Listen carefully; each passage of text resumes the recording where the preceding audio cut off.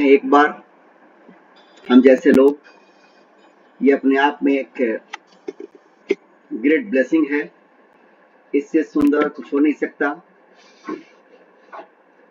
ईश्वर को प्रणाम करते हुए और संत महात्माओं के चरणों में ही प्रणाम करते हुए, जिनके माध्यम से ये ज्ञान हम तक पहुंचा है, सारे सिद्ध और सारे योगी, सभी सिद्ध पुरुष, सबके चरणों में प्रणाम करते हुए, कृतज्ञता अर्पित करते हुए हम इस ज्ञान गंगा में गोता लगाते हैं, अपने आप को जगाते हैं।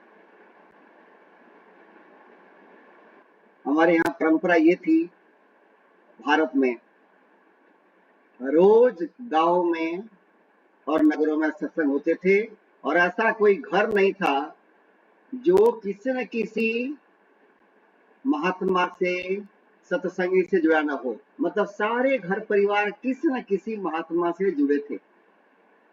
इसलिए जब हम लोग अपना मूल खोजते हैं तो कहते हैं कि कोई गौतम ऋषि से है, कोई किसी ऋषि से है।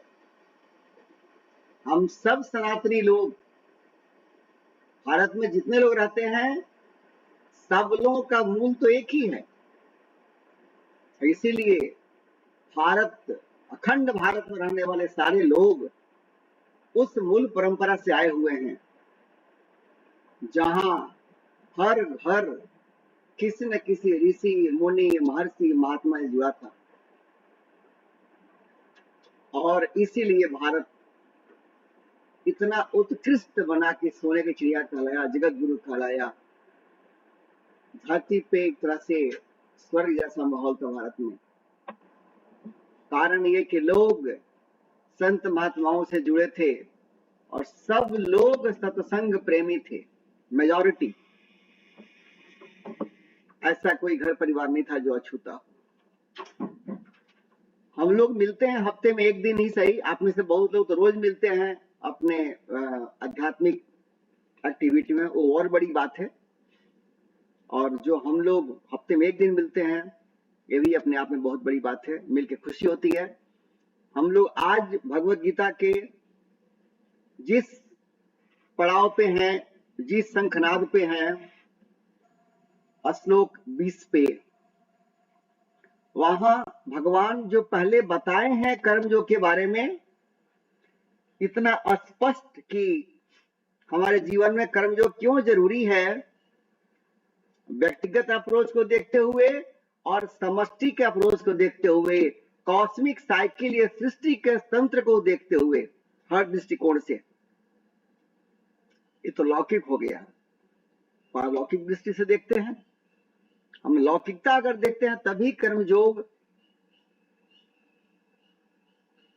नितांत आवश्यक है। व्यक्तिगत रूप से अपना विकास करने के लिए और जीवन में संतुष्टि, सुखद मानसिक संतुलन रखने के लिए, व्यक्तिगत तौर पे इंडिविजुअल हेल्थ। हेल्थ से मेरा मतलब है न कि सिर्फ फिजिकल, न कि सिर्फ भौतिक शारीरिक, नहीं, शारीरिक, बौद्धिक, मानसिक, तीनों स्तर पे हम हेल्दी हो। इसके लिए कर्मयोग जरूरी है।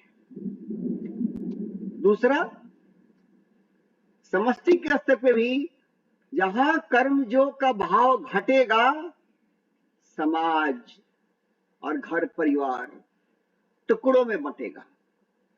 क्योंकि सबको होगी कि जहां मिलना है वो मुझे मिल जाए, पद पाना है मुझे मिले, मान मिलना है मुझे मिले, तो सब उसी रेस में रहेंगे। सब पाता वाला कटोरा लेकर रहेंगे। कहीं समिति बन रही हो, भले वो आध्यात्मिक समिति क्यों ना हो,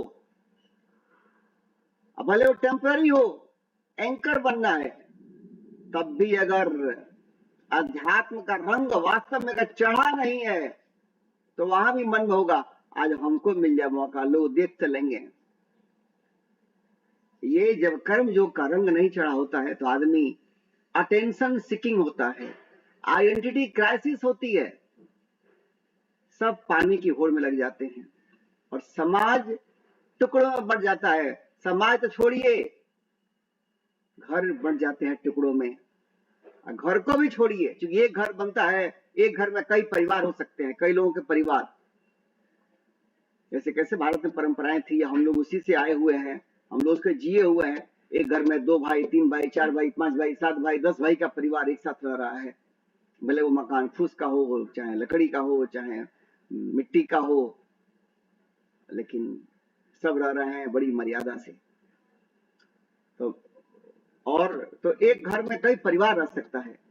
तो समाज भी टूटता है जब कर्मयोग की भावना नहीं होती है तो, और घर भी टूटते हैं।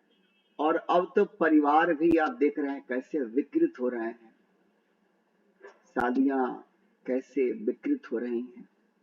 क्यों? एब्सेंस ऑफ कर्मयोग। तो मन में अगर ना हो कर्मयोग, समाज में बढ़ेगा हर स्तर पे रोग। कितना ही बना लें हॉस्पिटल, कितने ही बना लें आप हेल्थ केयर की टीम, लेकिन आप कितना, अगर सर्वत्र आग लगी हो तो कहां कहां बुझाएंगे। इसे कहते हैं हम लोग ब्रह्म आग, हर जगह आग लगे। गांव में आग लगा है और एक घर नहीं सैकड़ों घर जल जाते हैं। वो देखे अपने अपने बचपन में ये सब देखे हैं, जब गांव में पूरा फूस के घर हुआ करते थे। एक बार आग लगी, पशु हवा बहा, पूरा गांव, अब इक्का दुक्का हुआ करता सीमेंट का मकान, अब तो खैर स्थितियां बदल गई हैं। तो आग लगी और पूरा गांव ही जल गया। और ऐसा हर साल दिखाते हैं हम लोग, कभी ये गांव कभी वो गांव। उससे कहते कि ये ब्रह्म आग है। इस साल 10 गांव जल गया हम लोग के इस 10 किलोमीटर के रेडियस में, 10 गांव जल गया है। हम लोग देखते थे, सुनते थे, कभी जाके तो दिल दहलता था। तो लोग कहा करते कि ब्रह्म आग है, छोटा मोटा आग नहीं है, पाप बढ़ रहा है इसीलिए आग बढ़ रहा है। मैं वो शब्द को पकड़ रहा हूं मैं कि ब्रह्माग मतलब जिसको बस में लाना मुश्किल है संसारिक तंत्र के द्वारा। वैसे ही एक तरह से कर्म योग की भावना का कम होना, इस स्पिरिट का कम होना, ये हमारे समाज और घरों में ब्रह्म आग की नाई झुलसाएगा सबको। सब झुलस जाएंगे, जिनके पास सांसारिक संपत्ति है वो भी, और जिनके पास सांसारिक विपत्ति है वो भी, सब झुलस जाएंगे।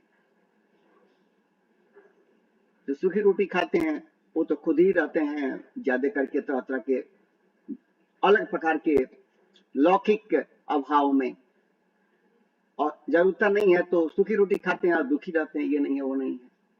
लेकिन जो घी लगा के खाते हैं, अच्छा जो के पास बहुत संपन्नता है, वो भी बहुत चिंता फिक्र।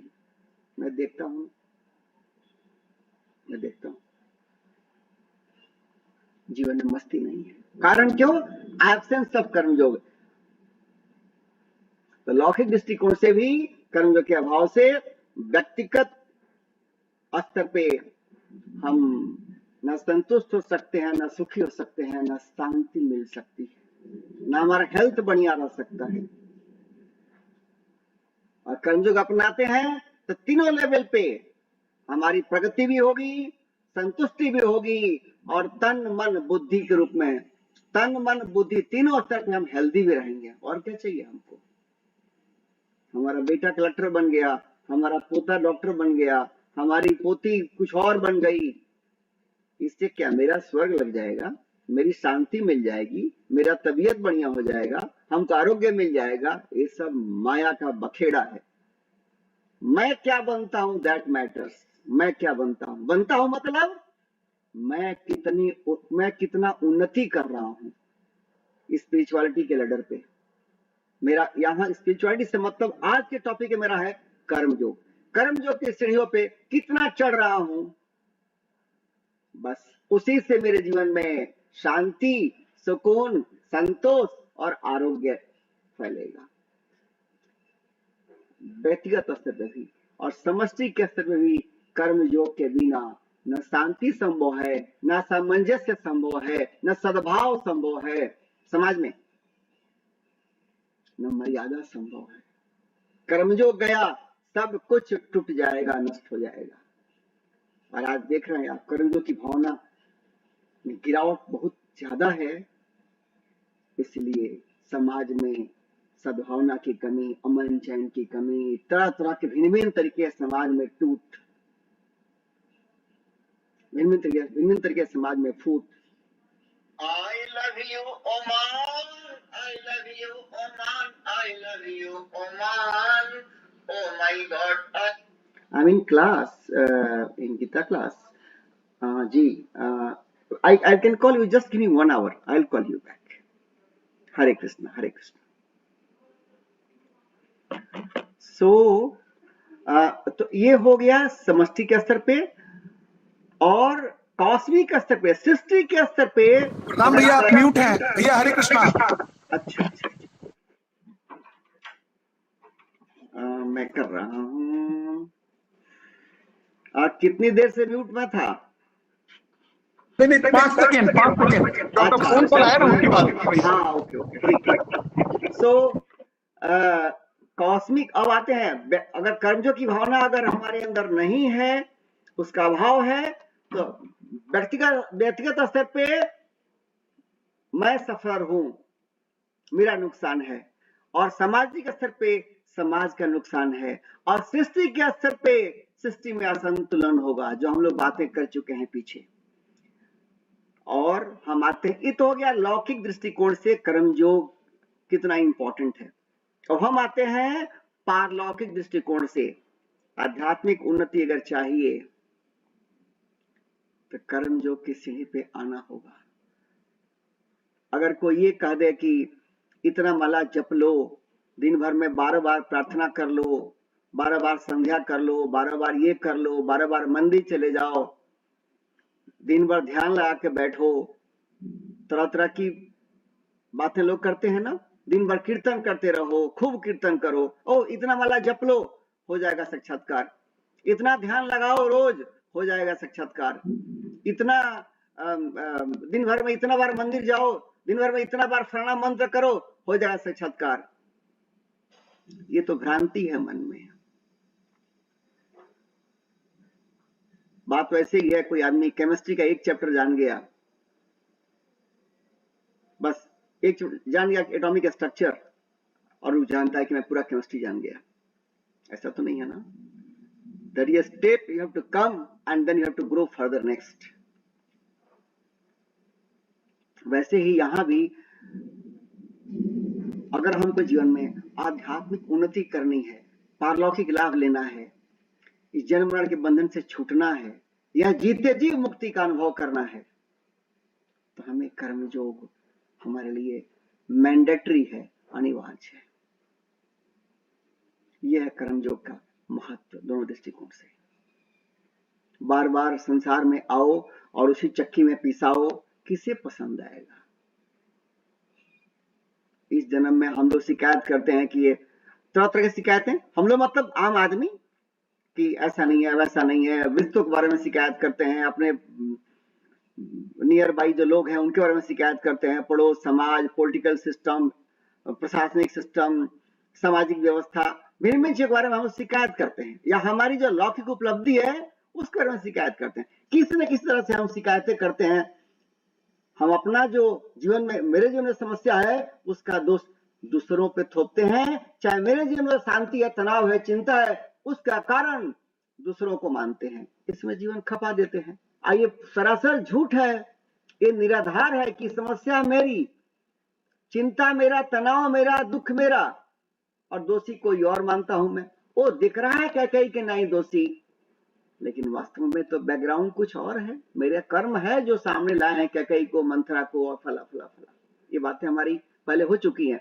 इसलिए कह रहा हूं मैं कि इस बार बार के चक्कर से जिसको भी निकलने का मन हो कि मैं जीते जी चाहता हूं मुक्ति का अनुभव करना, उसे कर्मयोग अपनाना होगा. जीवन में कर्मयोग की सुगंध फैलाना होगा. किसी का बेटा चला गया अमेरिका, किसी का गया लंदन, किसी का बेटा बन गया कलेक्टर, किसी का लॉटरी लग गया करोड़ों का, किसी तरह की सांसारिक उपलब्धि आपके जीवन में है, that cannot guarantee the peace. उससे आपके मन को शांति मिल जाए और जीवन में आरोग्य मिल जाए, ये गारंटी नहीं है. लेकिन अगर कर्मयोग अपनाते हैं जीवन में, तो इस बात की गारंटी है कि भगवान पग पग पे ख्याल आप रखेंगे. मनी बैक गारंटी है. ये बात अलग है कि सुदामा की नाई परीक्षा आपकी होगी. आप जानते हैं सुदामा के जीवन में कितना कष्ट आया, लेकिन सुदामा पीछे नहीं हटे. आज भी जो लोग कर्मयोग के मार्ग पे चलते हैं, आप देख सकते हैं आज भी ऐसे लोग हैं. क्योंकि जिस दिन लोग ऐसे नहीं रहेंगे, धर्मी लोग नहीं रहेंगे, सत्कर्मी लोग नहीं रहेंगे, सत्पुरुष नहीं रहेंगे, समाज के लिए, लोक मंगल के लिए भावना वाले लोग नहीं रहेंगे, तो बहुत असंतुलन हो जाएगा। फिर ऋतुएं नहीं काम करेंगी, फिर ये पूरा सृष्टि का बैलेंस बिगड़ जाएगा। अभी भी जितना भी संतुलन आपके साथ है वो इसीलिए है क्योंकि अभी भी समाज में अच्छी भावना के लोग हैं। मैं जब धर्म का नाम लेता हूं तो किसी एक खास सेक्शन का नाम नहीं लेता हूं, धर्म का नाम लेता हूं तो मेरा आशय उससे है जो अपने कर्तव्य के प्रति कर्तव्य परायण है, प्रयत्नशील है। मेरा स्पिरिट बिल्कुल क्लियर है। धर्म का मतलब अपने जीवन में जो भी फर्ज है, जिम्मेदारी है, हम जहां भी हैं उसको पूरा करने में तत्पर हैं, भले नारों पे चल रहे हैं।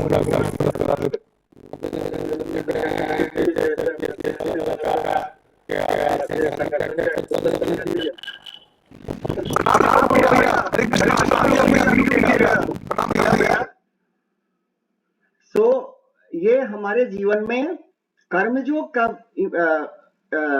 जो इम्पोर्टेंस है वो ये है कि इसके बिना हम जीवन में किसी सुख शांति का और पारलौकिक जो उन्नति कहते हैं, आध्यात्मिक उन्नति से हम कहते हैं, उसकी कल्पना नहीं कर सकते। चाहे कितना ही माला जप लें, कितना ध्यान लगा लें, कितना सत्संग सुन लें, कितना शास्त्र याद कर लें, कितना बार मंदिर चले जाएं, भगवान साक्षात हमको दर्शन दे दें, जैसे रामकृष्ण परमहंस दर्शन हुआ था, ये सब हो जाए, फिर भी हमारे जीवन में हस्ती और मस्ती के फूल नहीं खिलेंगे, शांति और संतुष्टि के फूल नहीं खिलेंगे। तन से, मन से, बुद्धि से कहीं ना कहीं मैं रोगी ही रहूंगा और ये चक्कर है 84 का, इससे निकल नहीं पाऊंगा। बार बार आऊंगा और इसे पिसाऊंगा। रूप अलग अलग होगा, कभी भाई की तरफ से प्रतिकूलता होगी, कभी भतीजे की तरफ से प्रतिकूलता होगी, कभी पत्नी की तरफ से प्रतिकूलता होगी, कभी पति की तरफ से प्रतिकूलता होगी, कभी ऑफिस में काम करेंगे वहां ये प्रतिकूलताओं का भौर हमारा कर्मों का प्रभाव लेकर के आएगा और उसे पिसाते रहिए बार बार। तो जो होशियार होते हैं चाहते हैं कि ये आऊं संसार में, आ गया हूं तो ये मेरे अच्छा है कि मुझे कर्म अच्छे हैं तो आ गया हूं, मनुष्य तन मिला है, हमारे अंदर थोड़ा सा भक्ति ज्ञान का रंग भी लग गया है, भगवत चरणों में मेरी प्रीति बढ़ रही है, थैंक यू भगवान, ये मन में भावना बढ़ रही है। और साथ में तब अब ये जागृति पैदा होती है कि अब पीछे नहीं देखना है, हमको आगे बढ़ना है, किसी भ्रांति का शिकार नहीं होना है, हमको एक एक कदम आगे बढ़ना है। शॉर्टकट जहां ट्राई करेंगे, शॉर्टकट मारना, हाथ पैर टूटेगा। अपने गांव में लोग बोलते थे, मैं छोटे थे तो, इस दूर का रास्ता कोई बढ़िया हो, सुरक्षित हो, भले लंबा हो, उसी पे चलना।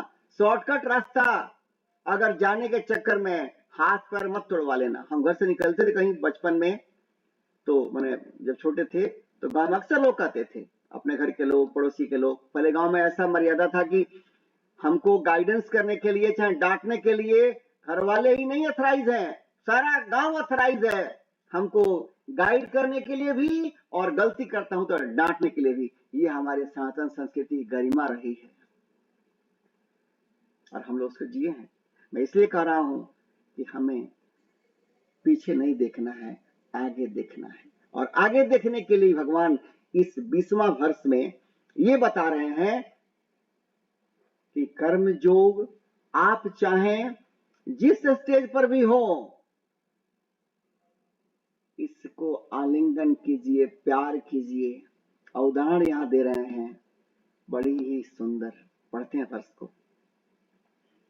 कह रहे भगवान 20वां वर्ष, चैप्टर 3, कर्मणैव हि संसिद्धिम आस्थिता जनकादयः लोक संग्रहम एवापि संपश्यन कर्तुम अर्हसि। ये वर्ष अलबेला वर्ष है, आई लव इट। यहां भगवान कह रहे हैं, बहुत सुंदर उदाहरण दिए हैं भगवान। जनकादय ही कर्मणा एव संसिद्धिम आस्थिता। हम सबको जीवन में सिद्धि चाहिए। कहते हैं भगवान जी को, अष्ट सिद्धि नवनिधि के दाता। जीवन में जो चीज पाने के लिए हम काम करते हैं वो सब सिद्धियों के अंदर आता है। और हनुमान जी को अष्ट सिद्धि प्राप्त था और नवनिधि प्राप्त था, आप सब हनुमान चालीसा जानते हैं। तो लौकिक चीजों को पाने का जो डिफरेंट लेवल है वो डिफरेंट तरह की सिद्धि है। धन पाना एक सिद्धि हो गया, अच्छे समाज में प्रतिष्ठा कीर्ति जस पाना एक सिद्धि हो गया। ऐसे भिन्न भिन्न लेयर की सिद्धियां हैं। हनुमान जी इसमें हम लोगों के लिए उदाहरण हैं, आदर्श हैं, प्रेरणा स्रोत हैं।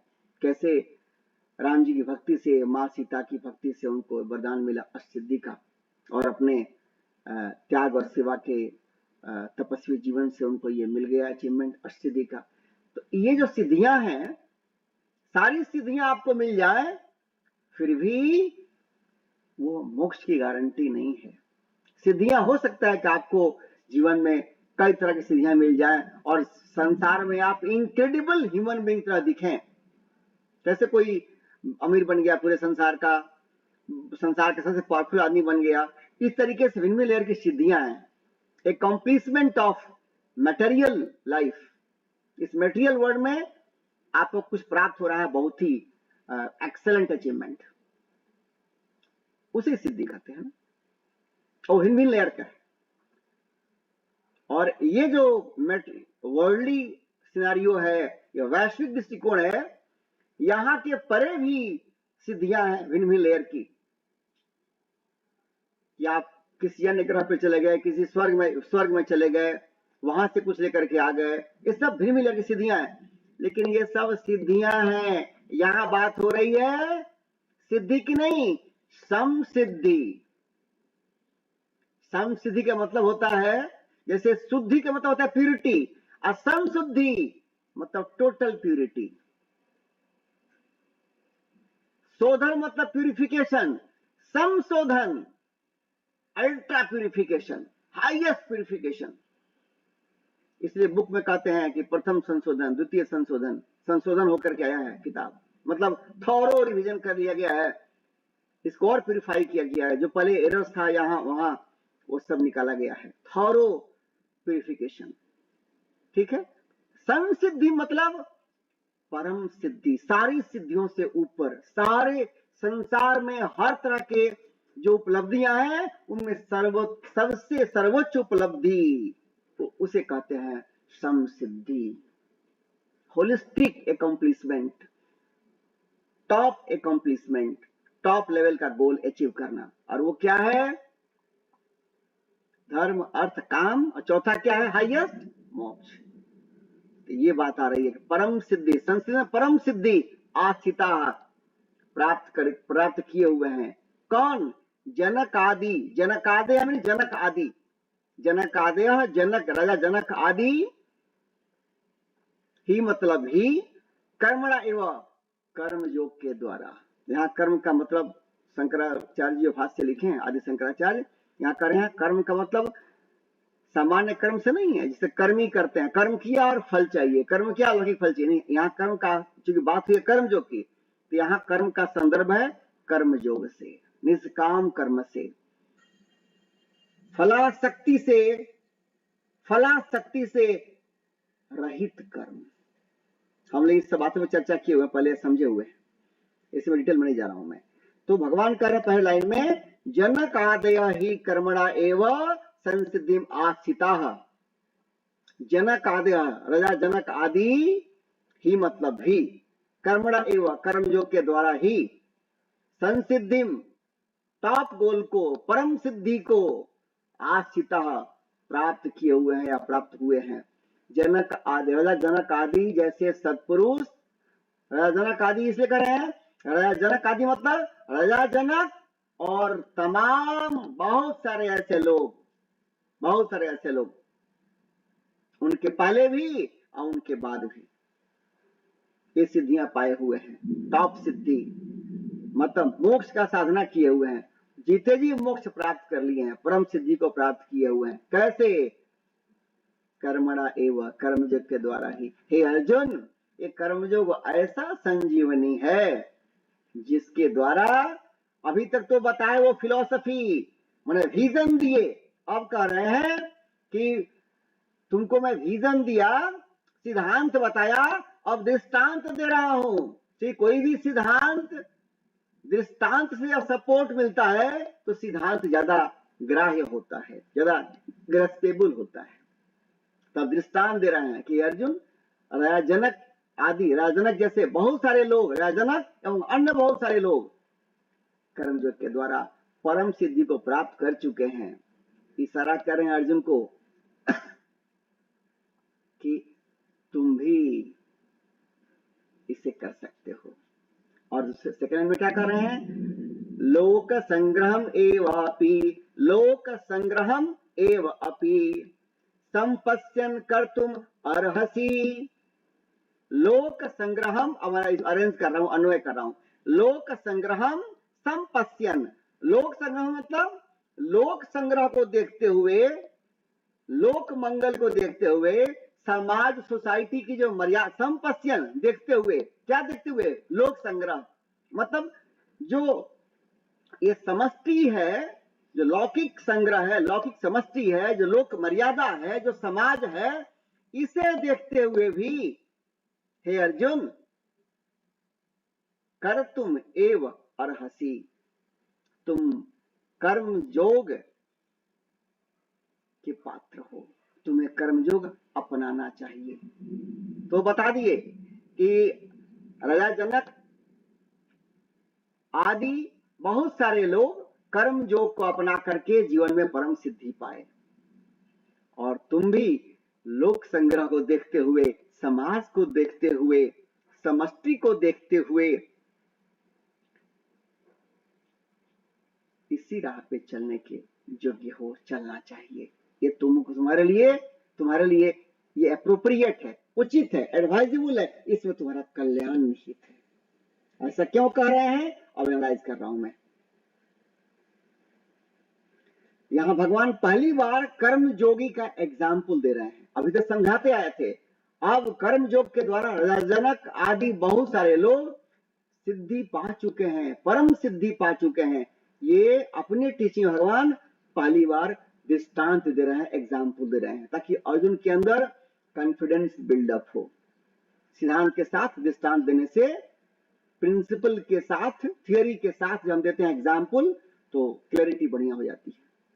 और क्योंकि आप भी जानते हैं कि सूर्य, वैवस्वत, मनु, राजा इक्ष्वाकु, ऐसे बहुत सारे लोग ये ज्ञान पहले पा चुके हैं। जनक जी से ही पहले ये लोग पा चुके हुए हैं, और जनक जी के बाद तो बहुत बड़ी संख्या है जो लोग ये ज्ञान पाए हुए हैं।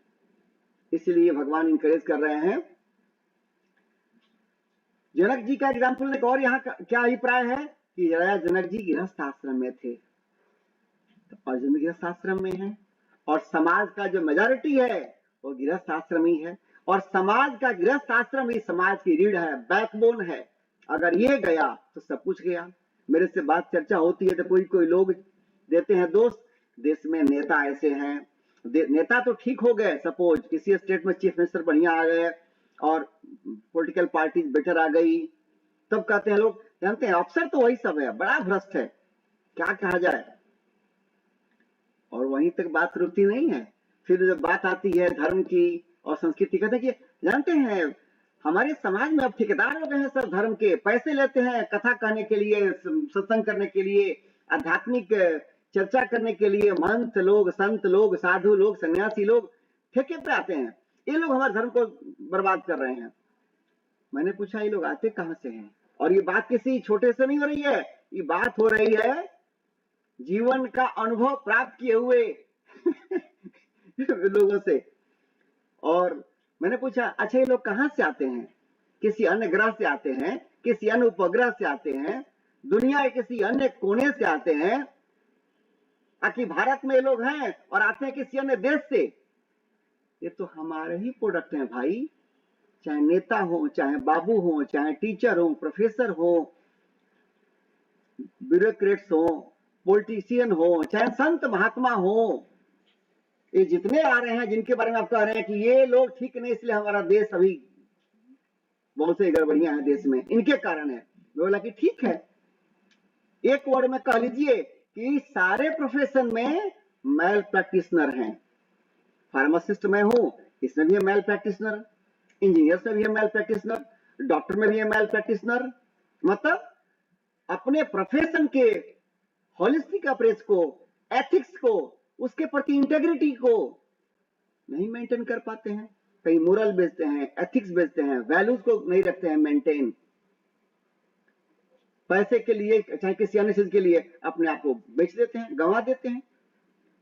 तो इसे क्या कहेंगे आप? अब इसमें आगे जो रिलीजियस सेक्टर है वहां भी आते हैं लोग सब स्टैंडर्ड, जो कॉम्पिटेंट नहीं है वो भी घुस गए, थोड़ा बहुत जान गए, अब चला दिया अपना दुकानदारी। तो ये तो हर प्रोफेशन में ऐसे लोग हैं जो मैल प्रैक्टिशनर हैं, लेकिन आते कहां से हैं? कौन करता है इनको पैदा? हम करते हैं, गृहस्थ लोग। अगर ये आश्रम जो पंपिंग स्टेशन है, जो फैक्ट्री है, जो चाहे तो जोगी बनाए, भोगी बनाए, रोगी बनाए, जैसा चाहे वैसा पैदा करे, अगर फैक्ट्री में ही खामी होगी तो समाज में ऐसे लोग मिलेंगे। उनको उत्तर मिल गया। लेकिन निदान क्या है? लेकिन निदान एक ही है, इस फैक्ट्री में जहां जंक लगा है इसमें जंक निकालना पड़ेगा। अब फैक्ट्री के सारे कल पुर्जे ठीक काम करें, इसमें औषधि डालना पड़ेगा। जहां जहां इस फैक्ट्री में रोग लगा हुआ है इसको देना पड़ेगा औषधि। और सामान्य औषधि से काम नहीं चलेगा, देना, चूंकि लगा हुआ है, ये ब्रह्म आग है, इसको चाहिए ब्रह्म औषधि। उत्तर मिल गया। मैं इसलिए कह रहा हूं कि रया जनक गृहस्थ आश्रम में थे और उसकी ज्ञानी बन गए, कर्मयोग का पालन किए, परम सिद्धि को पा लिए, फिर भी गृहस्थ आश्रम का न शिकायत किए, न उसकी मर्यादा भंग किए। उन्होंने पूर्णतः गृहस्थ आश्रम की मर्यादा का पालन किया। ऐसे नहीं अब ज्ञान हो गया, अब मुझे क्या चाहिए, क्या पत्नी, क्या बच्चे, क्या जिम्मेदारी, क्या राजपाट। न गृहस्थ आश्रम का मर्यादा भंग किया, न राजतंत्र का, न राजपाट का मर्यादा भंग किया। किसी रूप में मर्यादाओं को भंग नहीं किया। लोक संग्रह इसे कहते हैं, लोक मर्यादा इसे कहते हैं। इसलिए मैं समझा रहा हूं इस बात को। लोक संग्रहम संपश्यन, संपश्यन, संपश्य मतलब पूर्णता से देखना, ब्रॉड प्रोस्पेक्टिव में देखना, एक विस्तृत दृष्टिकोण से किसी को देखना, उसे कहते हैं संपश्यन। कहते हैं कि जब लोक मर्यादा को देखते हो एक ब्रॉड प्रोस्पेक्टिव से, एक ब्रॉड विजन से, हे अर्जुन, तो भी कर्म ही, कर्म योग ही उपयुक्त है। और राजा जनक और ऐसे बहुत सारे लोग इसके उदाहरण हैं। गृहस्थ में रहते हुए संसार में जो उनकी जिम्मेदारी है, कर्तव्य है, जीविका के लिए, परिवार चलाने के लिए, चाहे राज्य के प्रति, समाज के प्रति, वो सब करते हुए उन लोगों ने कर्मयोग का पालन किया, अब परम सिद्धि पाए। तुम भी उसका अनुसरण करो। अब देखिए यहां एक शब्द उन्होंने यूज किया है, कर्मणा एव, जनकादय ही कर्मणा एव, मैंने कर्मयोग ही। क्यों इस पे जोर दे रहे हैं? इसलिए कि जो हम कर्म करते हैं सामान्यतः संसार में आम लोग तो कर्म से बंधते हैं। आता है महाभारत के शांति पर्व में, कर्मणा बद्धते जंतु, जो प्राणी है अपने ही कर्मों से अपने आप को बांधता है। अवश्य में वो भोक्तव्यम कृतम कर्म शुभाशुभम, अच्छे कर्म किए, उसको भोगने के लिए शरीर लेके आना पड़ेगा, जीना पड़ेगा, मृत्युलोक में रहना पड़ेगा। अच्छे कर्म, खूब अच्छे अच्छे कर्म किए, लेकिन मन में है कि कर्म का फल मिले, अच्छा स्वास्थ्य हमको मिल जाए, धन मिल जाए, मान मिल जाए, जस मिल जाए, तालियां मिल जाए, और क्या क्या मिल जाए, शोहरत मिल जाए, अच्छे कुटुंब मिल जाए, बेटा बेटी सब सुखी हो जाए। ये सब लौकिक जो उद्देश्य रखते हैं, अगर वो रखे हुए हैं, उन लौकिक उद्देश्यों को पूरा करने के लिए अच्छे अच्छे कर्म कर रहे हैं, दान कर रहे हैं, पुण्य कर्म कर रहे हैं, समाज में परोपकार का काम कर रहे हैं, लोग करते हैं ना। लेकिन मन में है कि हमको लौकिक कुछ चाहिए, धन, जन, प्रमोशन, रिलेशन, पद, नाम से ये चाहिए, तो फिर क्या होता है? उसको भोगने के लिए आपको पुनः आना पड़ता है, भले अच्छे ही कर्म क्यों ना हो। तो सोने का जंजीर हो गया, गोल्डन चेन। और बुरे कर्म किए हुए हैं तो उस पाप को भोगने के आना पड़ेगा। तो ये दोनों ही जो है हमको बांधते हैं। किसी को बांध दें आप सोने की जंजीर से, आप किसी को बांधे लोहे की जंजीर से, दोनों तो बेड़ियां ही हैं। तो जन्म लेना ही संसार में हर पल आपको संघर्ष करनी है। सांस लेना है, छोड़ना है, संघर्ष ही तो है। आपके सारे अंग काम करते हैं, दे आर स्ट्रगलिंग। किडनी हर पल टॉक्सिन निकाल रही है, संघर्ष ही तो है। आपका हार्ट हर पल जीने के लिए पंपिंग कर रहा है। जिस पल संघर्ष छोड़ दिया, राम नाम सत्य है, हो गया। तो जीवन संघर्ष का नाम है। संघर्ष नहीं है, जीवन नहीं है। तो प्राणी बनता है अपने कर्मों के कारण। अच्छे बुरे जो भी कर्म करता है, वो अच्छे कर्म ही हमको बांधते हैं कि फिर पुनः संसार में आओ और चक्कर खाओ। अब बुरे कर्म तो खैर लात मारेंगे ही, बुला करके पाप कष्ट देंगे ही। लेकिन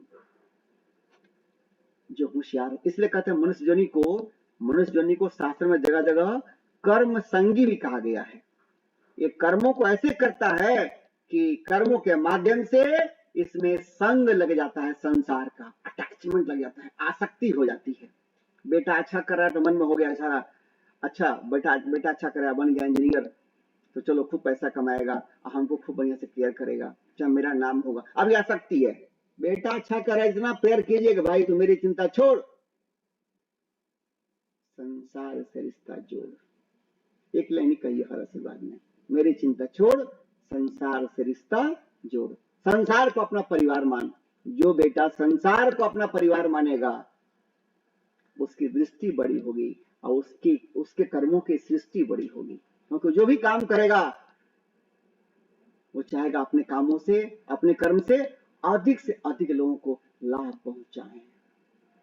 उसकी सोच बड़ी हो गई, इसका सोच बड़ा हो गया, उसका जीवन बड़ा हो गया, संकल्प शक्ति बड़ी हो गई। तो हम अपने कर्मों के साथ कैसे संग करते हैं, आसक्ति करते हैं, ये बात हमें समझनी होगी। और ये भी हमें जानना होगा, कर्मों का दो नजारा है। देख लीजिए, एक है कि कर्म किए और उससे फल की इच्छा, फल की इच्छा। और दूसरा बड़ी मार्किंग चीज है, कर्म किया उससे फल की इच्छा किया। फल की इच्छा कोई दिक्कत नहीं है, फल की इच्छा किया और वो हमारे अनुकूल नहीं मिला, आसक्ति हो गया, प्रॉब्लम वहां है। हमारे मन के लायक मिल गया, कूदने लगे, हमारे मन के प्रतिकूल मिला, उदास हो गए, प्रॉब्लम वहां है। फल की इच्छा करने में कोई दिक्कत नहीं है, करना ही चाहिए। बिना इच्छा किए तो हम सत्संग में नहीं पहुंचेंगे, ठीक है। इच्छा करने में कोई, उसमें तो कोई मल है ही नहीं।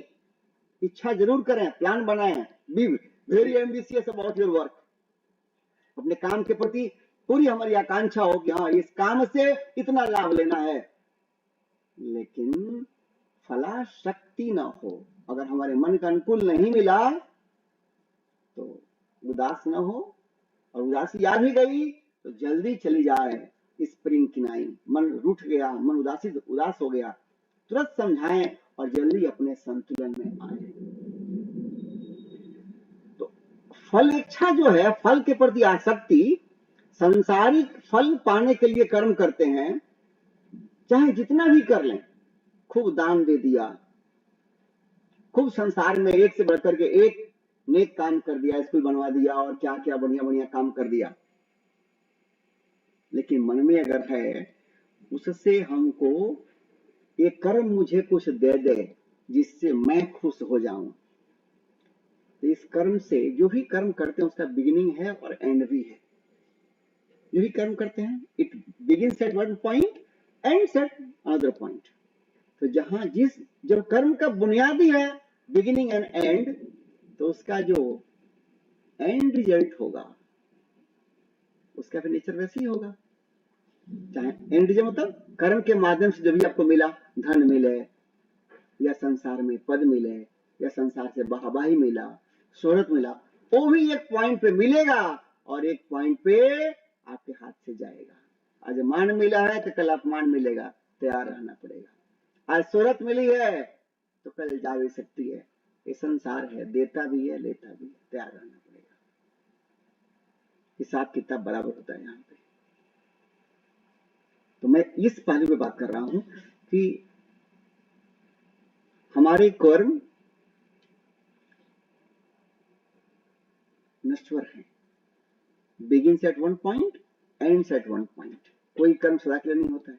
वैसे ही कर्मों का जो फल है वो भी नश्वर ही चीज देगा आपको, शाश्वत नहीं देगा। और अगर हम चाहते हैं, मन में क्या है, हम कर्म करके चाहते हैं खुश होना, कर्म करके चाहते हैं मस्ती लूटना, ये संभव नहीं है। It's impossible.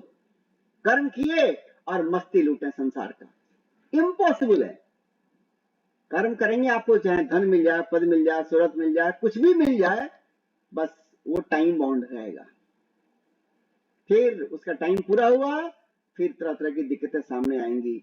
आपके हाथ जो मिला है वो जाएगा। चाहे मिल गया उसके बाद भी आपके मन में कोई नई तड़पन पैदा होगी, नई डिजायर पैदा होगी। तो मेरा मतलब कहने का यह है कि संसार में दो चीजें हैं, कर्म करके और उसके फल से हम चाहें कि हमको कुछ इन्फिनिट, हम चाहते हैं इन्फिनिट आउटकम। कर्म करके चाहते हैं खुश होना, मस्त होना, संतुष्ट होना, आनंदित होना।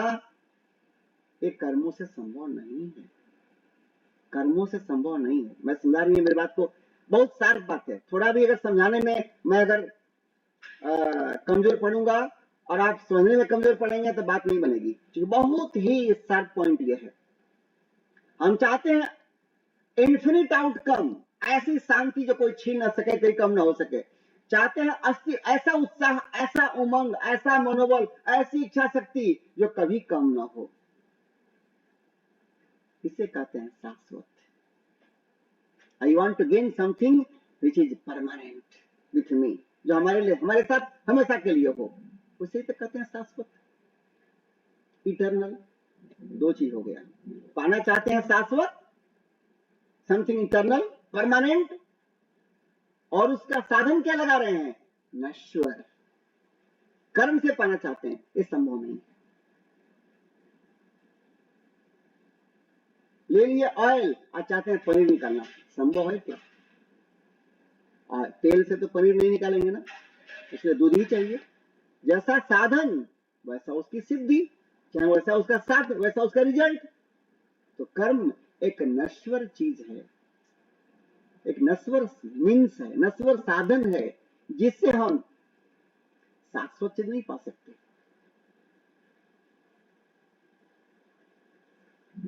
और इसमें वो भी आ गया, अगर हम जप करते हैं, चाहे करोड़ों माला हम जप कर लें और जब से सिद्धि मिल जाए, परम सिद्धि, जब से सिद्धि मिल सकती है, मैं बात करता हूं परम सिद्धि की। परम सिद्धि क्या है? मोक्ष। वो क्या है? खुद को जान लो मैं, क्योंकि ईश्वर को जानना, खुद को जानना, दोनों एक ही है, एक ही सिक्के के दो पहलू। ईश्वर और मैं दो नहीं।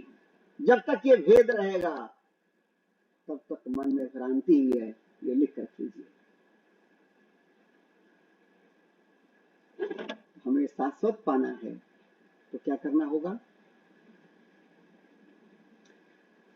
एग्जाम्पल मैं दे रहा हूं, हाँ पहले ही कह दूं मैं, तो हम जब चाहे करोड़ों माला कर लें, आज चाहे दिन भर में हम 100 बार मंदिर जाएं, दिन भर में 100 बार अनुष्ठान करें, मंत्र का, तंत्र का, और क्या क्या कर लें, ध्यान करें दिन भर, ये सब कर लेंगे, सिद्धि से मिल सकती है।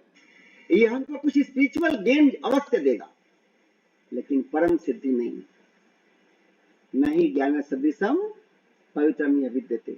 हमें तो ज्ञान ही है जो मेरी अल्टीमेट पवित्रता को, मेरी अल्टीमेट पावनता को, मेरे अल्टीमेट रियलिटी को सिद्ध कर सकता है। ठीक है, आप एक और ध्यान दीजिए, चैप्टर 12 में 12वां श्लोक, 12 का 12, चैप्टर 12 श्लोक 12, क्या है वहां पे? श्रेयो ज्ञानम अभ्यासात ज्ञानात् ध्यानम विशेष्यते, ध्यानात् कर्मफल त्यागः, त्यागात् शांति निरंतरम। अगर हमको शांति, मतलब परम शांति, शाश्वत की बात कर रहा हूं मैं, हमको शाश्वत शांति चाहिए, उसे ही तो मस्ती कहते हैं, उसे ही तो आनंद कहते हैं।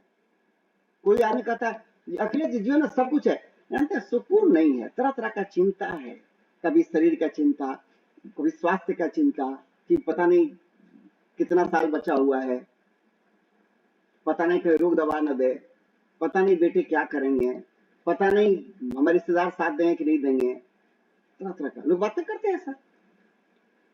जब तक हमारे अंदर ईश्वर के प्रति दीवानगी नहीं है तब तक मन के अंदर निश्चिंता नहीं आएगी। जब तक हमारे अंदर वो शाश्वत के प्रति अटूट अटूट प्यास, प्रबल प्यास, बहुत ही गहरी प्यास नहीं है शाश्वत पाने के लिए, तब तक चिंता, तनाव, अशांति हमारे पॉकेट में रहेंगे, हमारे गले में रहेंगे। और जब मन किया सांप की नाई एक फन मार देंगे हमारे सिर के ऊपर। शांत रहूंगा फिर अशांत, शांत रहूंगा फिर अशांत।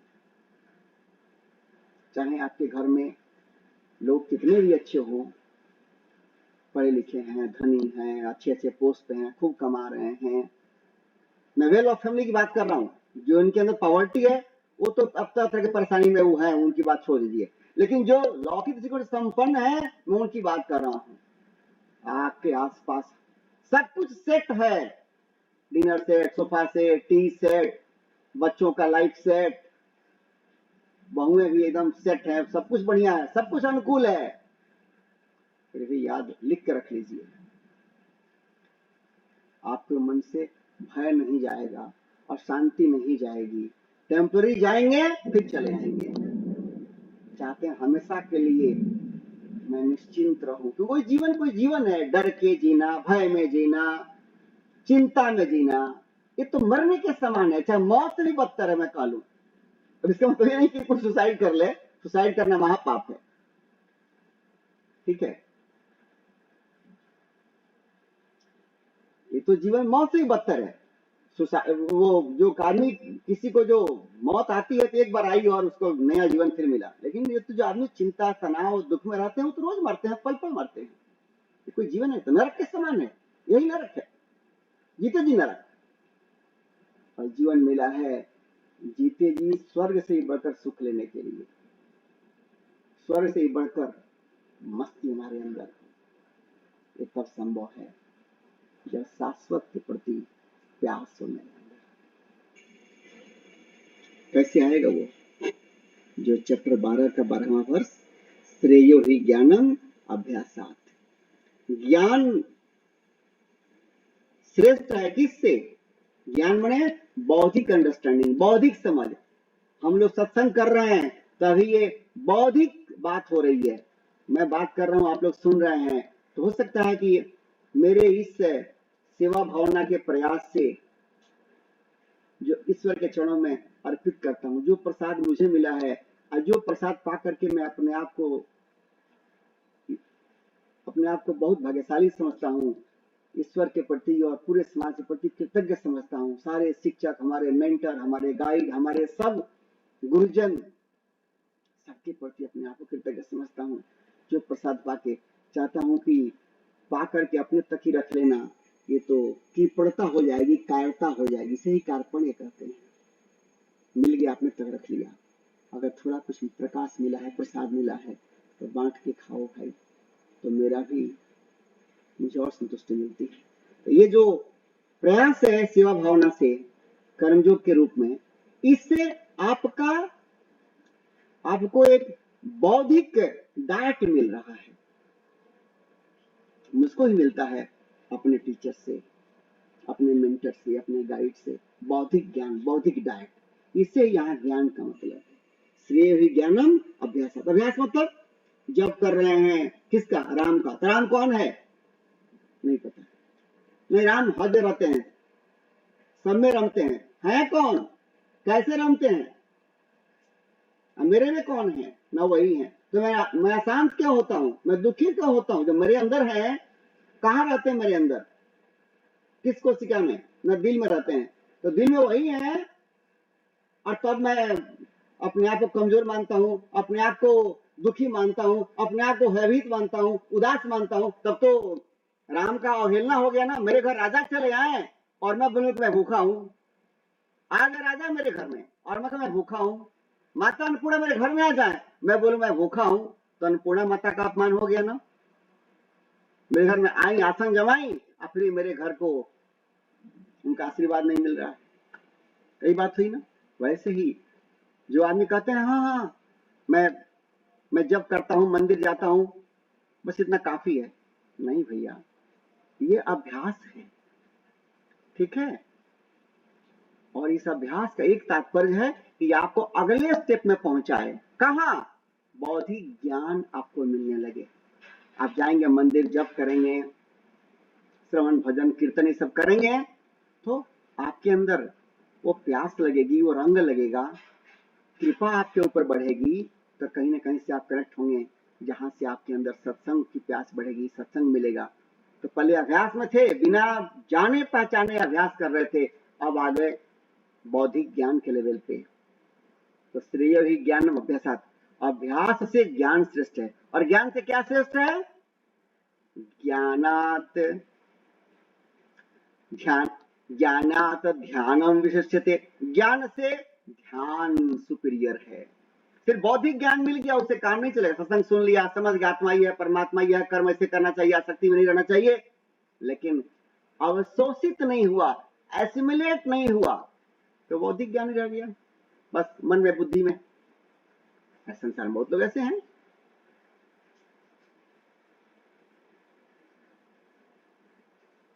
वो ज्ञान को पा करके हमने मनन किया, और अब उस पे हम मनन चिंतन कर रहे हैं, और उस पे मेडिटेटिव हो गए हैं। जो सुना कि कर्म ऐसे करना चाहिए, ईश्वर हमारे अंदर है, सबके अंदर है, मैं उस ईश्वर का जो रस है, जो आनंद है, जो ईश्वर का स्वभाव है, सच्चिदानंद, जो कि मेरे अंदर ही है, मैं वही हूं, मैं उस तरह नहीं हूं, इसका स्वाद पा सकता हूं जब इस जो सुनते हैं उसको जीवन में डेलिबरेटली, जानबूझ के, नहीं हो रहा है फिर भी जानबूझ करते हैं, जानबूझ के बहुत सारा काम, मन नहीं है फिर भी कर रहे हैं कि नहीं करना, ये करना चाहिए, डुएबल है, मेरा कर्तव्य है। आ गए हॉस्पिटल से आए, ड्यूटी खत्म हो गई है, फिर भी कॉल आ गया, इमरजेंसी है, जाते हैं दौड़ के ना। मन नहीं हो रहा है, थके हुए हैं, फिर नहीं, जिम्मेदारी है, कॉल आ गया, कोई पेशेंट सीरियस है, जाते हैं। तो बाई फोर्स भी कीजिए, तो जब बौद्धिक ज्ञान हो गया, और तब वहां से आप ध्यान की अवस्था में पहुंचते हैं, ध्यान आप करना शुरू करते हैं। एक तो हुआ कि आसन ला के अपने ध्यान किया, दूसरा होता मेडिटेटिव माइंड हो गया। आप आंख खिली हुई है, काम कर रहे हैं, बट माइंड ही मेडिटेटिव। कैसे? जैसे गोपियों का था, सब कुछ करते हुए कि मन कनेक्ट है कृष्णा से, योग की अवस्था, जुड़ गए हैं ईश्वर से, सब काम करते हुए उन्हीं के लिए कर रहा हूं, जीवन उन्हीं के लिए जी रहा हूं, मेरा जीवन तेरे नाम, अब करना है कौन सा बड़ा काम। गोपियों का भाव, मेडिटेटिव माइंड। और यहीं से भी बात बनेगी नहीं। सपोज हम यहां रह कर ही, ये तीसरी अवस्था है, बात कैसे बनेगी? ध्यानात् कर्म फल त्यागः, त्यागात् शांति निरंतरम। मैं बात कर रहा हूं कर्मयोग की, ध्यान से भी बात नहीं बनेगी। जब ध्यान कर रहे हैं तो मन शांत है, अब ध्यान नहीं हो रहा है, जब ध्यान से कितना ध्यान करेंगे आप? 24 आवर्स नहीं ना, उसका भी टाइम होगा। और चौथा स्टेज में नहीं पहुंचेंगे, कौन सा स्टेज? उसे कहते हैं सर्व कर्म फल त्याग, सारे कर्मों का फल त्याग दिया। चतुर्थ स्टेज, यहाँ उस त्याग की बात हो रही है। पिता के रूप में, बहन के रूप में, भाई के रूप में, भाभी के रूप में, देवर के रूप में, नेता के रूप में, शिक्षक के रूप में, सारे जो कर्म मैं करता हूं, हे ईश्वर तेरे लिए अर्पित करता हूं, मुझे किसी से कोई हिसाब नहीं चाहिए, मैंने तेरे लिए इतना किया और तूने क्या किया? नहीं, मैंने ईश्वर के नाम पे किया, कोई पीछे नहीं देखता हूं मैं थोड़ा भी कि तूने मुझे क्या दिया। जो जितना इसमें फंसेगा वो कभी नहीं हंसेगा, ये दलदल है। क्योंकि समाज और दुनिया इसमें मूर्खों की संख्या बहुत बड़ी है। भले वो मूर्ख आपके बेटा हो, बेटी हो, भतीजे हो, चाहे कोई संगी साथी हो, मूर्खों की फौज है संसार में। और निपढ़ मूर्खों की फौज तो है ही, पढ़े लिखे मूर्खों की फौज बहुत ज्यादा है। मैं उनके कहता हूं मैं काले का विद्वान। हमें क्या चाहिए? वो चौथी अवस्था, सर्व कर्म फल त्याग। सारे कर्मों का फल मैं त्याग दूं, अंदर से, बाहर से नहीं। कर्म कर रहा हूं लेकिन उसका फल मुझे क्या मिला, इसमें हमारा अटैचमेंट नहीं है, इसलिए ये कर्तापन का भाव खत्म है। तो तीसरा स्टेज है, पहला से अभ्यास, बिना किसी ज्ञान के अभ्यास कर रहे हैं, मंदिर जाना, जप करना, ये करना, बिना किसी ज्ञान के। दूसरा है थोड़ा बौद्धिक ज्ञान मिल गया, सत्संग से, शास्त्र पढ़ के थोड़ा बौद्धिक ज्ञान मिल गया। तीसरा हो गया अब मैं ध्यान का अभ्यास भी कर रहा हूं, ठीक है। चौथा स्टेज, सारे कर्मों के प्रति मेरे मन में आसक्ति का अभाव हो गया। शिक्षक हूं, जाता हूं क्लास में तो बच्चों को न कि सिर्फ पढ़ाता हूं, बच्चों को जीवन के प्रति जगाता हूं। डॉक्टर हूं, मेरे क्लिनिक में आता इलाज करता हूं, न कि सिर्फ मैं उनके रोग का इलाज करता हूं, उनके लिए हेल्थ एजुकेटर भी बन जाऊं पल भर के लिए सही। कि भाई देखो ये जो हुआ है इसको हम हैंडल कर रहे हैं हम लोग मिलकर के, आप भी ट्राई करो, मैं भी ट्राई करता हूँ, आप सहयोग करो, मैं गाइड कर रहा हूँ आपको, इसे छुटकारा मिल जाए। लेकिन साथ में आगे से और आपको रोग का ये चक्कर ना पड़े, ऐसे ऐसे हेल्थ टिप्स लेके चलो। थोड़ा खान पान में, थोड़ा आहार विहार में, मन में कैसे रखना है, मन को कैसे रखना है, बुद्धि को, एटीट्यूड कैसा होना चाहिए आपका। तो एज ए डॉक्टर ये बेस्ट प्लेटफॉर्म है पेशेंट को ये टच देने का, कि आपको अब इससे आगे रोग आए ही नहीं, वो थोड़ा टिप दे दिया। जब ये चौथा स्टेज आएगा ना, हम सारे कर्मों के प्रति फल की आसक्ति खत्म हो जाएगी। कर्म किया और मन में आएगा कि I am not the doer, मैं करता नहीं हूं, भगवान ने बुद्धि दिया, ज्ञान दिया, जो स्किल एक्सपर्टीज मेरे अंदर है भगवान ने ही दिया, टैलेंट है भगवान ने दिया, शरीर भी भगवान ने दिया, तो मेरा क्या, मैं तो बस उनकी सेवा के लिए और अपने जीवन में मेवा के लिए कर रहा हूँ। I am not the doer, वास्तव में मैं डूअर नहीं हूँ।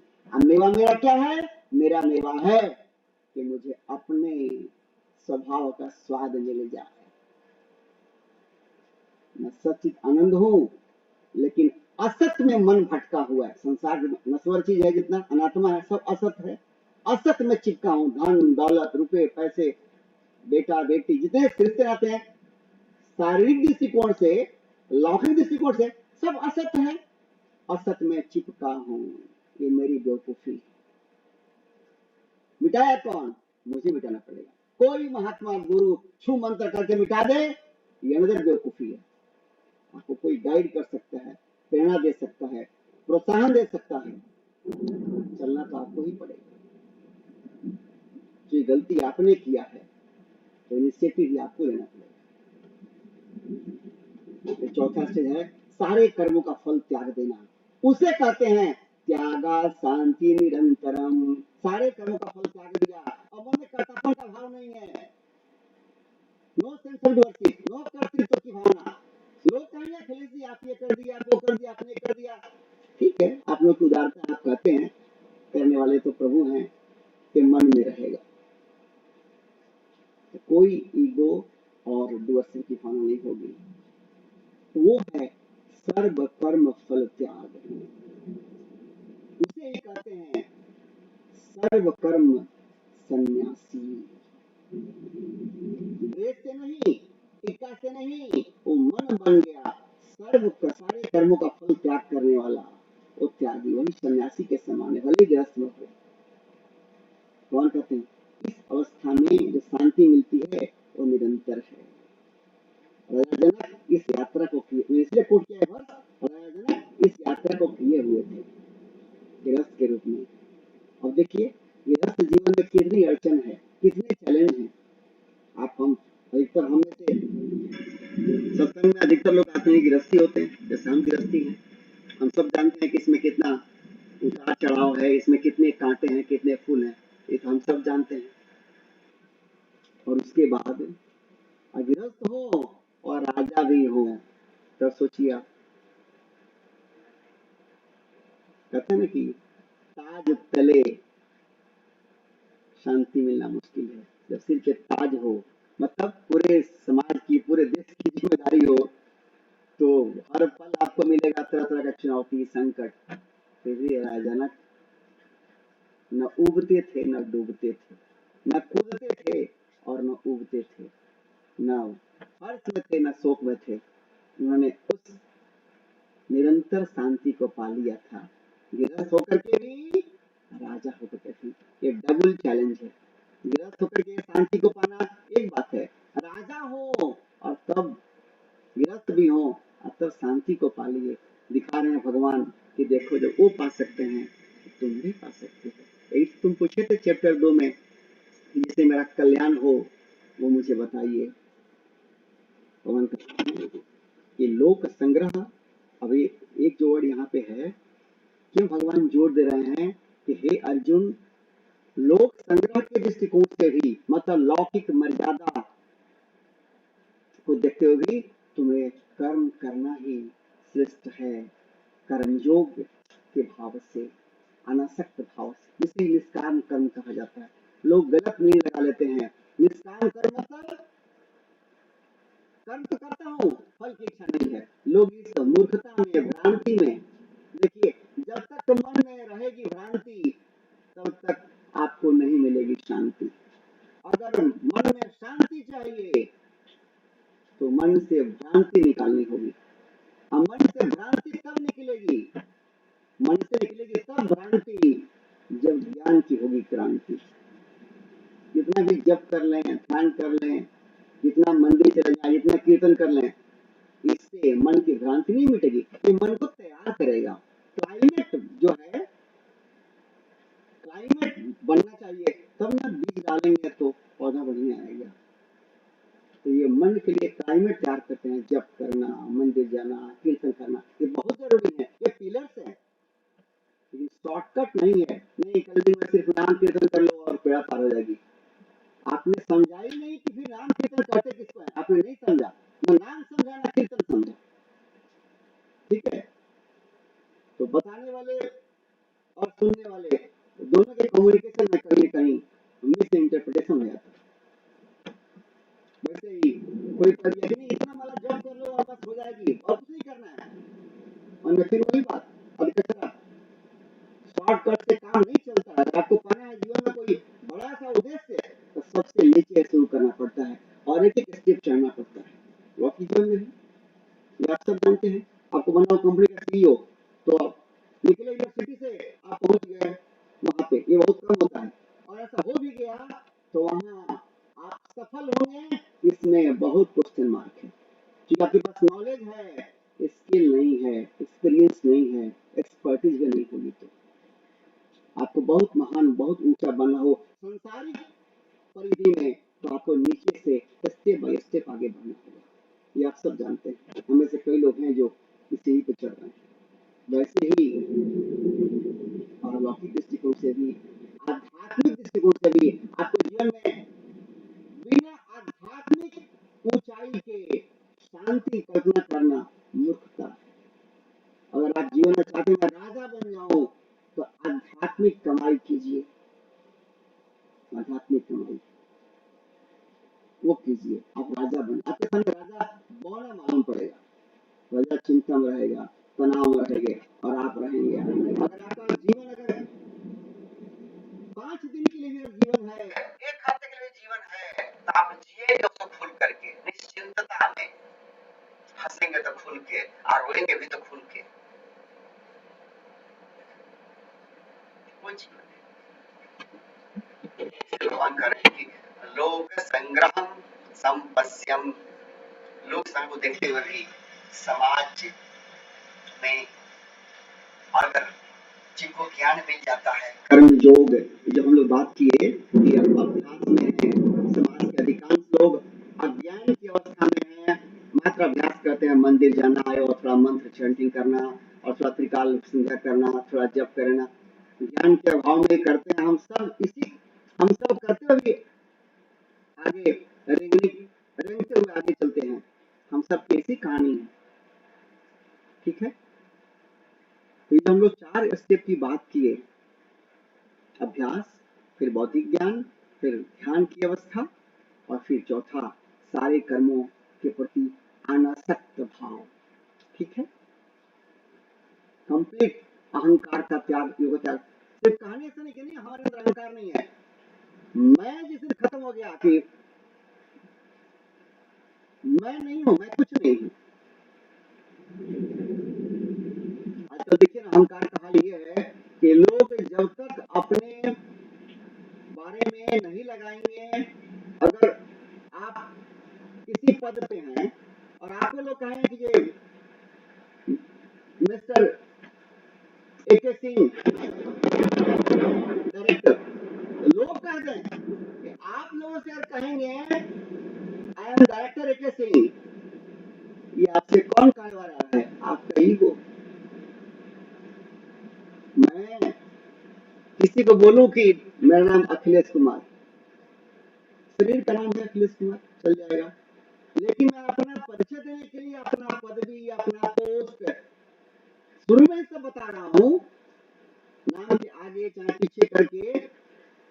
It means I am feeling इसके बिना मेरी पहचान कम हो रही है, ठीक है। ये सब ईगो प्रॉब्लम मेरे अंदर, अज्ञानता है कारण। जिस दिन ज्ञान बढ़ जाएगा, मैं अपना परिचय, भले ही मैं प्राइम मिनिस्टर हूं, अपना परिचय दूंगा, अपना नाम बताऊंगा। भले ही मैं डायरेक्टर हूं, सीईओ हूं या डीएम हूं, अपना नाम बताऊंगा। कौन काम करते हैं तो भाई मैं ये काम करता हूँ। मैं बात कर रहा हूँ कि आपके अंदर ईगो खत्म हो जाएगा, अहंकार नहीं रहेगा, डोस नहीं रहेगा। किसी बात के लिए आप अपने को अथॉरिटी नहीं मानेंगे, अपने आप को क्रेडिट देंगे नहीं किसी काम के लिए, क्योंकि आपको एहसास हो गया है कि मैं नहीं और तुम नहीं, मैं और तुम एकाकार हो गए हैं। जो हो रहा है तेरी कृपा से हो रहा है, तुम करवा रहे हो, उस डिवाइन शक्ति के पावर से हो रहा है। आपके अंदर ज्ञान को कमल खिल जाएगा। तो जो ज्ञानी हो जाते हैं, जैसे राजा जनक की नाई, वो भी अपने जीवन में कर्म छोड़ के भागते नहीं है। गृहस्थ के रूप में, राजा के रूप में, चाहे जिस रूप में भी है, अपना कर्म पालते हैं। क्यों? समाज को। अगर ज्ञानी हो गए और तब कर्म छोड़ दिए तो क्या होगा? जो लोग अज्ञानी हैं वो भी कर्म के प्रति लेजी हो जाएंगे, कर्म के प्रति उनके अंदर पैशन नहीं रहेगा, और समाज के प्रति अपने फर्ज को देखते हुए भी कर्म करते रहना है, दोनों भाव से। इसलिए भगवान इस पे जोर दे रहे हैं। और अगर ये देखें, जो लोग कर्म जो की ऊंचाई पहुंच जाते हैं, वो लोग, ऐसा एक भी एग्जाम्पल आपको नहीं मिलेगा जो कर्म की ऊंचाई पहुंचा और उसको हो गया सेल्फ रियलाइजेशन कि मैं कौन हूँ, अहम ब्रह्मास्मि, और अब बस दुनिया के काम से हाथ पीछे खींच लिया। नहीं, प्रारब्ध के अनुसार, जो शरीर का प्रारब्ध मिला हुआ है उसके अनुसार अपना काम वो करता रहेगा, दुनिया में अपना कंट्रीब्यूशन देता रहेगा, चाहे 20 रुपए भी हो। क्योंकि ये बात हम लोग पढ़े हुए हैं, मैं थोड़ा सा रिमाइंड कर देता हूँ। इस पूरे सृष्टि तंत्र में अगर आप देखिए तो अगर मुझे ज्ञान हो, कर्म योग के माध्यम से मेरे अंतःकरण शुद्ध हो गया, और जहां अंतःकरण शुद्ध हो गया तो मेरे हृदय में ही बुद्ध हो गया, हमको बोधित्व मिल गया, बोध हो गया, सेल्फ रियलाइजेशन हो गया। और तब मैं अगर कर्म न करूं तो भी ये लौकिक दृष्टिकोण से अच्छा आदर्श, अच्छा प्रमाण नहीं माना जाएगा। मेरा शरीर किसने दिया? माता पिता के माध्यम से आया, परवरिश माता पिता मुख्य रूप से की और बाकी लोगों ने भी कृपा किया, सहयोग किया। और उसके बाद मेरी शिक्षा गुरुजन ने दिया, शिक्षकों ने दिया, ज्ञान, कौशल, एक्सपर्टीज, बहुत सारे ट्रेनर्स, गाइड, सीनियर्स, बहुत सारे लोगों ने। वैसे कपड़े किसी और ने बुन के दिया, अन्न किसान देते हैं, दवा बनाने वाले दवा देते हैं, वैसे बिजली कोई और पैदा करता है, घर तक पहुंचाता है, पानी कोई और। तो मेरा अगर मैं देखूं, मेरा जिस मकान में रहता हूँ, मकान कोई और बनाया, उन मजदूरों को मैं जानता नहीं हूँ कि मकान बनाने कितना पसीना गंवाए और कितना लोग बीमार पड़े, और हेल्थ केयर सिस्टम, रोड, पानी, बिजली, ये सारा तो मैं तो इन सब चीजों का कंज्यूमर हूँ, उपभोक्ता हूँ। मैं कितना कंट्रीब्यूट कर रहा हूँ। तो चलो, हम ज्ञान भी मिल गया, हम भी, ये लाइफ इंटरडिपेंडेंट है। जब तक मेरा शरीर है, मुझे इस सृष्टि में अपने कर्तव्य कर्मों को कर्म जो कि नहीं करते रहना चाहिए। इसे कहते हैं लोक संग्रह को देखते हुए, समाज को देखते हुए, लोक मर्यादा को देखते हुए भी हम कर्म करते रहें, पीछे मुड़ के न देखें। अगर मैं इसको ऐसे कहूं, जिसके मन में संसार का चिंतन छूट गया, संसार का चिंतन छूट गया, समझिए उसका 84 का चक्कर और बंधन टूट गया। क्योंकि हम कर्म करते करते संसार में ये मिल जाए, वो मिल जाए, उसी चक्कर में थे। अब वो एजेंडा ही खत्म हो गया। और दूसरा, अब मैं पहले शांति के लिए, उत्साह के लिए, उच्च मनोबल के लिए मेंटर, गाइड खोजता था। अब तो कर्मयोग, जितना कर्मयोग की भावना जीवन में बढ़ते चला गया, मैं अपने करीब, अपने में डूबता चला गया। पहले सोचा था कि मंदिर में और कहाँ कहाँ भगवान जाता हूँ, मिलते हैं तो शांति पाता हूँ थोड़ी देर के लिए, और मैं खुद ही अंदर मैं खाना पा गया कर्मयोग के माध्यम से। कर्मयोग एक सीढ़ी है जो हमको ज्ञान पाने की प्लेटफॉर्म तक पहुंचाती है। ये सीढ़ी ऐसा है। इसलिए जब ज्ञान मिल भी गया उस पायदान पर जाकर के, तो हम कर्म को नहीं छोड़ते हैं, कर्मयोग की नहीं करते रहते हैं। अर्जुन कहते हैं, इसलिए तुम जो सामने, भले ही ये कितना क्रूर है जीवन, अर्जुन के जीवन देखिए, जहाँ खड़े हैं वहां कौन लाया उनको, उनका परम लाया है। हमारे आपके जीवन में भी जो तन्हाई हो, जो चिंता हो, जो चुनौतियां हो, जो दिक्कत हो, जो प्रॉब्लम हो, जो क्राइसिस हो, जो संकट हो, जो दिन में सुकून नहीं दे और रात में नींद नहीं आने दे, ऐसा कई लोगों के जीवन में होता है। अगर हो भी तो मन में दो चीज याद रखें, ये मेरी अपनी कमाई है जो हमने पहले अपने कर्मों से ऐसी बीज हमने लगाई है। तो क्या करना है, यहाँ पे सब लीला है प्रभु का। कांटे पे, कांटों पे सोना है, जीवन पे फूलों का खेल नहीं है। तरह तरह की प्रतिकूलताएं क्या है, कांटा ही तो है। उन कांटों पे सोना है जिससे पितामह की नहीं, पितामह जानते थे कि मेरे कर्मों के ही सब बाण हैं जो मेरा सज्जा बने हुए हैं। वैसे हमको और आपको अपने अपने कर्मों के इस आरोप पे ही सोना है। पितामह वहां जब सोए बाणों की सज्जा पे, वो सोए लेकिन नहीं रोए। वैसे ही, क्योंकि उनको था ये जानकारी कि मेरे कर्मों का ही ये सब, हर बार मेरे हर कर्म का ही ये परिणाम है।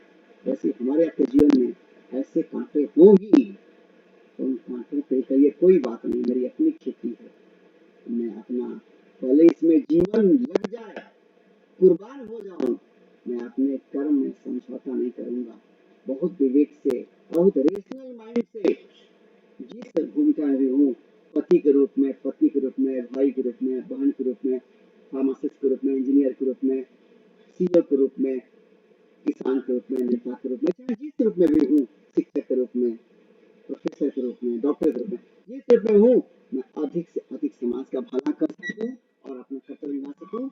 मुझे ये लेकर के जीवन में आगे चलिए। ये श्लोक का संदेश है। हरे कृष्ण।